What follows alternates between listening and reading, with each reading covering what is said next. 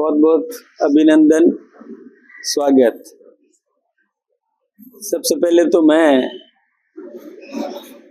हमारे देश के प्रधानमंत्री आदरणीय नरेंद्र मोदी जी का कल जन्म दिवस था और उस पर मैं सभी हमारे आम नागरिकों का भी और मीडिया का भी धन्यवाद देना चाहूँगा कि उन्होंने भी शुभकामनाएं दी कि हमारे देश के प्रधानमंत्री नरेंद्र मोदी जी चिरायु हों, स्वस्थ रहें और देश को समृद्ध करते रहें। ये हमारे कई माननीय महात्माओं ने भी कल मंदिरों में प्रार्थना भी की, हमारे प्रधानमंत्री मोदी जी के चिरायु होने की उन्होंने कामना की। इसके लिए उन महात्माओं का, साधु संतों का भी मैं अभिनंदन करना चाहूँगा, उनका भी धन्यवाद देना चाहूँगा कि जिन्होंने वर्तमान परिस्थितियों में इस देश को कैसा नेतृत्व चाहिए वो सक्षम रहे और नेतृत्व देता रहे। वैसे आम नागरिक भी इस बात से जानकार है कि 2014 से पहले के भारत को उन्होंने देखा है, प्रत्यक्ष देखा है, और 2014 के बाद के भारत को भी वो देख रहे हैं। कितना परिवर्तन आया ये सब वो महसूस भी कर रहे हैं। ये शुभकामनाएं इसीलिए भी है कि 2014 से पहले भारत के प्रधानमंत्री कहीं किसी देश में जाते थे तो वहां पर किसी भी प्रकार की कोई सम्मान की स्थिति विशेष रूप से नहीं थी। और यही नहीं, पहले कई प्रकार के और आरोप प्रत्यारोप ये लगते रहते थे कि क्या हो रहा है, देश में घोटाले हो रहे हैं, ये सब चर्चाएं सुनने को मिलती थी। और 2014 के बाद ऐसी कोई स्थिति नहीं है, ये जनता महसूस कर रही है। जनता ये भी महसूस कर रही है कि आज ये परिस्थिति में परिवर्तन आया है कि हमारे देश के प्रधानमंत्री दुनिया के किसी भी देश में जाते हैं तो वहाँ मोदी मोदी के नारे वहाँ की जनता लगाती है। यही नहीं, वहाँ के राष्ट्राध्यक्ष वो भी हमारे देश के प्रधानमंत्री मोदी जी के चरण स्पर्श करने को भी लालायित रहते हैं। यहाँ तक कि कई लोग ऑटोग्राफ भी मांगते हैं। यानी भारत का सम्मान दुनिया में बढ़ा है, ये आम जनता ने महसूस किया। मैं आपके सामने जनता की बात रख रहा हूँ, हमारी बात मैं बाद में रखूंगा। अभी जनता ये महसूस कर रही है कि इतना परिवर्तन आया है। पहले हमारे देश के पड़ोसी जो राष्ट्र थे वो भी हमें आंख दिखाया करते थे, और हमारे नरेंद्र मोदी जी ने जो परिवर्तन ला करके दिया कि किसी ने हमारी और कुदृष्टि से और देखने की हिम्मत करी तो हम सर्जिकल स्ट्राइक करके उस आतंकवादी केंद्रों को नेस्तनाबूद भी कर देंगे, और वो करके भी दिखा दिया। यही नहीं, हमारे कश्मीर में जो हमारे सैनिक थे उन सैनिकों का पहले बहुत अपमानजनक जीवन था। वो सैनिक खुद अपने मुंह से कहा करते थे कि हम लोग 4-5 सैनिक भी कहीं से जाते हैं तो कश्मीर की लड़कियां हमारी ओर देख करके थूक देती है, और हमें बड़ा गुस्सा भी आता था लेकिन कर कुछ नहीं सकते थे। हम सैनिक रक्षा, उन्हीं की रक्षा के लिए वहां तैनात थे, लेकिन हम पर पत्थर फेंका करते थे। अब हमारा सैनिक भी स्वाभिमान से कहता है कि हमारे नेतृत्व ने हमको इतनी छूट दे दी है कि कोई भी और बुरी नजर से देखता है या हमें किसी प्रकार को परेशान करने की कोशिश करता है तो हम सबक सिखाने के लिए तैयार खड़े हैं।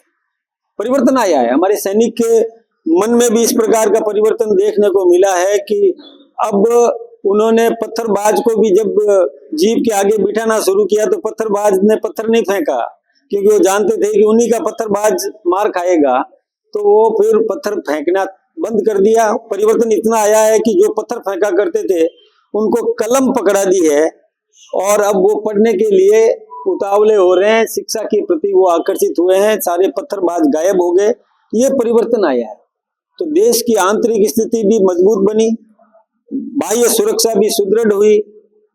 पहले हम शस्त्र बाहर से खरीदा करते थे, अब ब्रह्मोस जैसे शस्त्र हमारे अपने यहाँ निर्माण होने लग गए कि जिसको लेने के लिए दुनिया के कई देश एडवांस में पेमेंट जमा कराते हैं कि अब हमें ब्रह्मोस चाहिए, एडवांस में पेमेंट हम दे रहे हैं। जब अगली बार आपकी खेप आए, निर्माण हो जाए, उत्पादन हो जाए तो हमको ब्रह्मोस चाहिए। यानी हम किसी से कम नहीं है। हमारा देश आत्मनिर्भर बनने लगा है। ये परिवर्तन अब देखने को मिला है, हमारी जनता ये महसूस कर रही है। इसलिए जनता ने प्रार्थना करना शुरू किया, मंदिरों में प्रार्थना की, और हम सब कार्यकर्ताओं ने भी उनके लिए शुभकामनाएं दी, आम नागरिक भी शुभकामनाएं दे रहा है। ये हम सब जानते हैं कि जब नरेंद्र मोदी जी देश के प्रधानमंत्री बने उससे पहले महंगाई की दर 9.8 थी। और आज घट करके 2.1 हो गई। और जब ये जीएसटी रिफॉर्म्स आएगा, जिसके बारे में मैं अभी आपके सामने चर्चा करूंगा, तो जब जीएसटी रिफॉर्म्स आएगा तो हमारी महंगाई दर 1% आ जाएगी।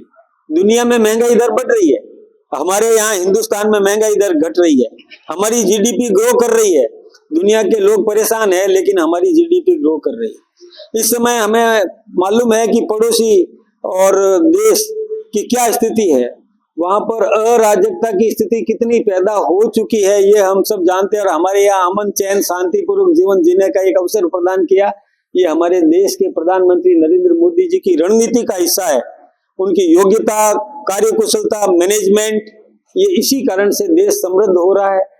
हमारे देश के प्रधानमंत्री नरेंद्र मोदी जी ने देश के आम नागरिक को किस प्रकार से समृद्ध करना है, इसके लिए योजनाएं बना रहे हैं। अब जहां तक जीएसटी की बात मैं करूं आपसे, पहले 36 प्रकार के टैक्स लगा करते थे, व्यक्ति परेशान हो जाता था, व्यापारी परेशान हो जाता था कि कहाँ मैं एंट्री करूं, कहाँ मैं, और एंट्री नहीं कर पाया, उसका रिटर्न नहीं दे पाया तो अपराधी साबित हो जाऊंगा और पेनल्टी लग जाएगी। तो उन सब का समाधान करने के लिए उन्होंने एक जीएसटी लगा दिया। पहले जब जीएसटी नहीं था तो कोई भी इंस्पेक्टर किसी दुकान में आ जाता था तो दुकानदार उसका इतना स्वागत करता था जैसे कोई विधायक सांसद का नहीं करता, कोई मुख्यमंत्री का नहीं करता, उससे अधिक उसे एक सेल टैक्स के इंस्पेक्टर का स्वागत करता था। और बाकी सारे मार्केट के दुकानदार शटर बंद करके घर चले जाया करते थे, क्योंकि वो आतंक का था कि इंस्पेक्टर आ गया, इंस्पेक्टर आ गया। पर जीएसटी आने के बाद किसी ने कोई चिंता नहीं की, कोई परवाह नहीं, सीधा इनपुट भी मिलता है और जीएसटी का एक एंट्री होती है और सारा टैक्स बिठा करके एक टैक्स कर दिया। ये हमारे देश के प्रधानमंत्री नरेंद्र मोदी जी की सोच है, ये उन्होंने करके दिखाया। यही नहीं, उन्होंने फिर देखा कि कई लोग जीएसटी में रजिस्ट्रेशन करवा रहे हैं, यानी टैक्स देना चाहते हैं लोग। जब उस दिशा में संख्या बढ़ने लगी, जीएसटी में रजिस्ट्रेशन लोगों के बढ़ने लगे, पहले की तुलना में 2.5 गुना जीएसटी की रजिस्ट्रेशन हो गया, 2.5 गुना, यानी लोग रजिस्ट्रेशन करा रहे हैं तो सरकार को रेवेन्यू भी मिल रही है, सरकार को आय भी मिल रही है और कहीं चोरी चकारी की जरूरत नहीं। और सरकार को अपने खजाने में जब धन की आवक शुरू हुई तो हमारे देश के प्रधानमंत्री जी ने सोचा कि इसका फायदा भी मैं आम नागरिक को दूं, आम नागरिक को इसका लाभ कैसे मिल सकता है, इसकी चिंता करूं।